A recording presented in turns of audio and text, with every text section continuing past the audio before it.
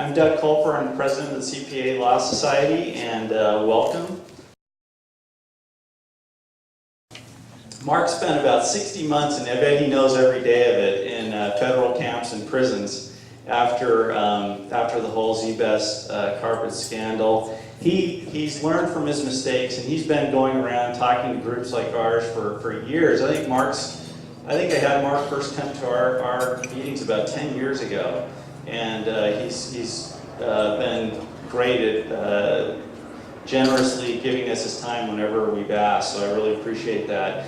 But he's been all over the country and maybe beyond, speaking to attorneys, CPAs, the FBI, various other groups, AICPA, and he's lecturing them on fraud prevention techniques and ethics, which is interesting. I'm sure he's going to talk about that. And always very, very interesting. He's had his lectures featured in all kinds of magazines, Forbes, the Wall Street Journal, LA Times, and all that, and all these big publications.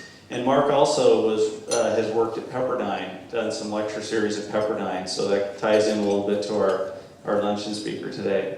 Anyway, let's get going since we're already running a little bit late. Let's welcome Mark Morze.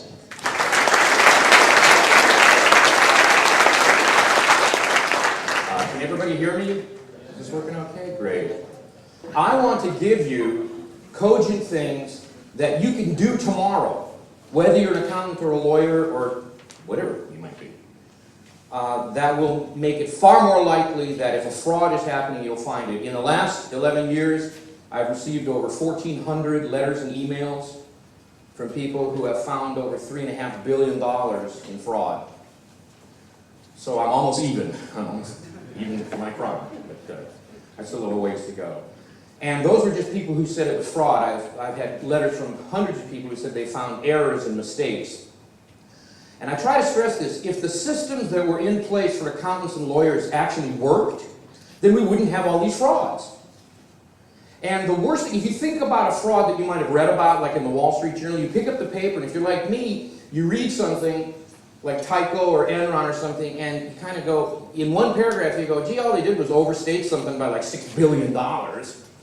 And you think to yourself, their accountants or lawyers must be idiots. How could they have missed it?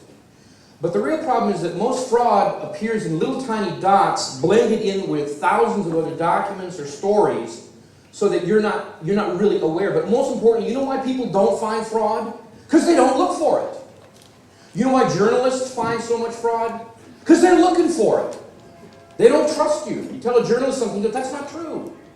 You're lying. I know, because your lips are moving. But lawyers and accountants, you guys believe people when they tell you something. Well, you've got to have a gestalt change. Because you can't walk into a courtroom and say, well, let me tell you the 1,000 things we did right. Because what you're going to have is a gentleman like this fine gentleman here saying, we don't care about the 999 things you did right, you did this one thing wrong, and that's what we're here for. And that taint will stay with you forever.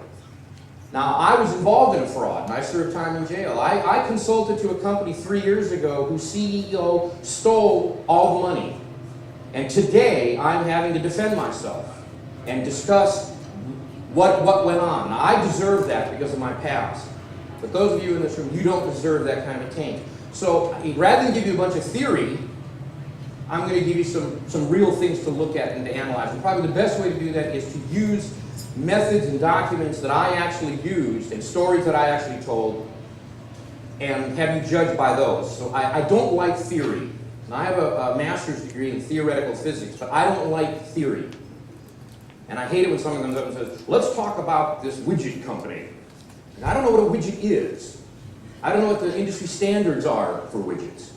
So let's talk about the real world and how it works. The next thing I want to tell you before we dive into the case study has to do with perception. Perception can be more important than reality. Now, unless you've been living, in outer Mongolia, you're probably aware that in the last 10 years, there has been an epidemic of school shootings. Everyone here aware of that? Anybody not heard of Columbine? And we know there's been an epidemic because the New York Times told us there's an epidemic of school shootings. So it must be true.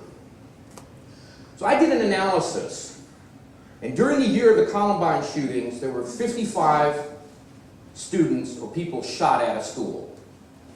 And I remember the one thing that both Al Gore and President Bush agreed on is we have to make our schools safer. Who could argue with that?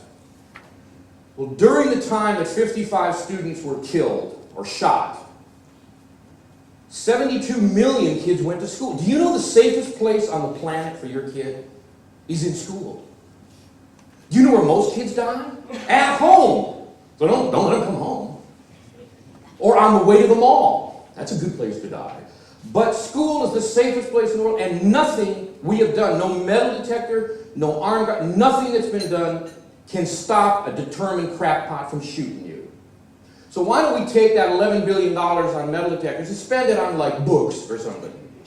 But the whole point is, every one of you in this room for a second said, yeah, there's been a lot of school shootings. No, there hasn't been. The number of students being shot in school goes down every year since 1990. But we have this perception. If you don't believe perception can be more important than truth, I just have two words for you. Martha Stewart. Because let's look at it. Martha Stewart fell into the same trap that Leona Helmsley fell into. And Leona Helmsley, does anyone remember Leona Helmsley? And she went to prison. Does anyone know what she went for? Well, that's because she's a bitch. That's why she was a bitch. I know, something to do with, she didn't pay her tax. But no, dead serious. This woman said, only we rich people don't pay those taxes in front of her maid. And jurors said, you know what? You're going to jail. You don't need to see the evidence. Hurry up. So perception can kill you. I don't know what Martha Stewart did. But the FBI agents I talked to said that had she told the truth, they never could have gotten her on insider trading. What she did does not meet the definition of insider trading. So she went to jail, and at first, now she's made it all back, but she lost $800 million because of a stupid statement she made about a $30,000 transaction. How'd you like to look in the mirror and go, way to go, babe? You lost $800 million. I lose $8, I get kicked off. So taking all that into consideration, that perception is so important, sometimes you've got to be above reproach. And you might be put in the position, literally, that I'm in right now, of having to prove your innocence. And proving your innocence is tough. Proving you didn't do something is very hard to do. Just ask Clarence Thomas. It's hard to prove a negative. So you have to go that extra step. And if you say, gee, I followed all the procedures, you're going to be laughed out of a courtroom. Because we already know Enron wouldn't have happened if everybody had followed procedures. And I truly believe that the Anderson case was reversed, as we all know. But how did they get a takeover? 28,000 people lost their job. Oh, well, start over again. We're sorry. So don't even put yourself in that kind of position. Now, one way to avoid it is to think about the following aspect. Think about words. Now, what am I talking about? Well, I make my living talking, so words are very important to me. But everyone in this room misuses two words. And I'll tell you those two words in a second, but I want to give you an example to get your brain thinking the way I want you to think right now. Think about the following two words, easy and simple. Now, I bet you everyone in this room, you use those words interchangeably. Something's easy, something's simple. They mean the same thing. They have nothing to do with each other. If I said to you, how would you solve world hunger? Your answer is, that's simple. Feed people.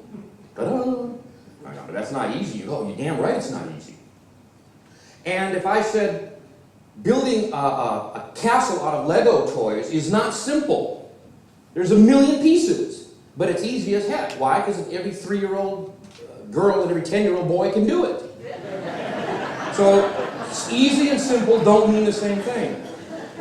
But the two words that you all use, and every one of you does this, not one, if somebody raised their hand in the back, you're a liar. You use these words even though you don't know it. And the words are truth and accurate. You think truth and accuracy mean the same thing.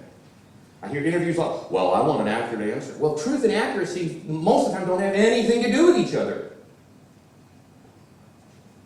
Now let me give you an example. Suppose I take this lovely lady and I bring her up on stage and I wheel out this new machine and I tell you that this new machine I have is a scales that weighs people, and it's the most accurate scales in the world. And she sits on the scales and it lights up to 10 decimal points. It says that she weighs 300 pounds. And then, kind of embarrassed, she gets up. And then I sit on the scales and it says that I weigh 300 pounds exactly. Can anyone in this room tell me if the following statement is accurate? Together, we weigh 600 pounds. Is that accurate? Of course it is. Why? Because 300 and 300 equals 600. It does in Saudi Arabia, it does in Morocco, it does even at the Pier Pond Inn. But what we know is this, it isn't true, is it? It's accurate, but it's not true. Because we know she certainly doesn't weigh 300 pounds. And unless my butt's solid lead, neither do I. And but we only know that kind of intuitively. We go, I know what 300-pounders look like. I bumped into one once. They're big, they're fat. But what if I tell you that the average insurance restoration job done by Z-Best runs $3 million? And you go, okay. And I go, we're doing 2 of them. How much business are we doing? $6 million. But is that true? It's accurate. Let me tell you something. Every single fraud is loaded with documents that are all accurate. No fraudster would ever be stupid enough to create a document that verifies something that isn't accurate. No one ever looked at one of my documents and said, you know, Mark, your numbers don't add up. I mean, I'm not that dumb. And fraudulent documents always add up. They're never wrong. It's only in the real world that stuff doesn't add up. Now, I'm dead serious. Usually, one of the biggest red flags I've ever seen is there's too many good stories behind this thing. They got too many good excuses. I don't like that. Their documents are way too accurate. No documents are ever that accurate. But every document at Enron and Tyco and WorldCom and Xerox and Cent, I used to be able to do it on one breath. I can't do it anymore.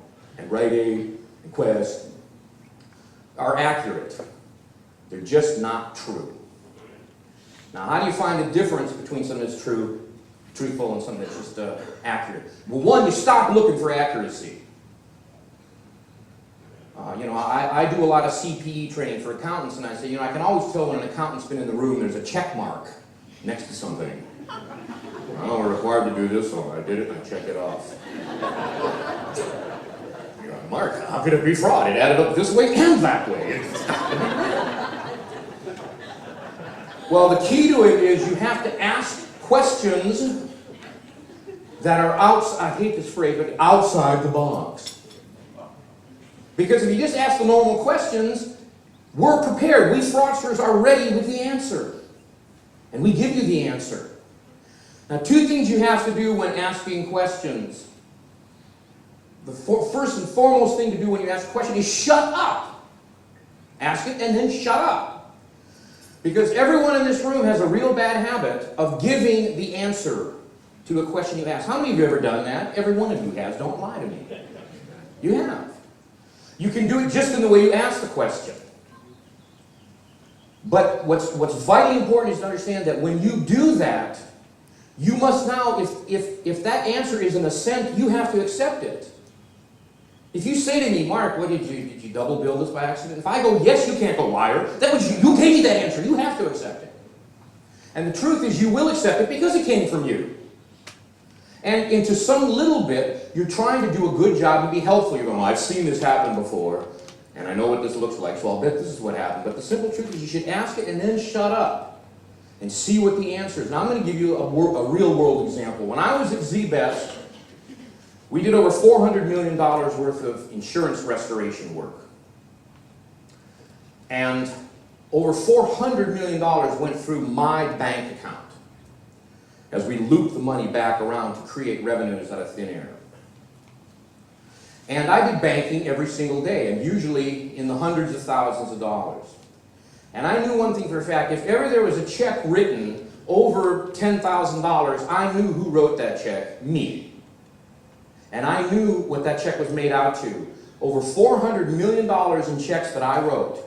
And I can tell you, if you give me the date, I can tell you who the payee was on every single check I ever wrote. Now, who's impressed? You should be pretty impressed.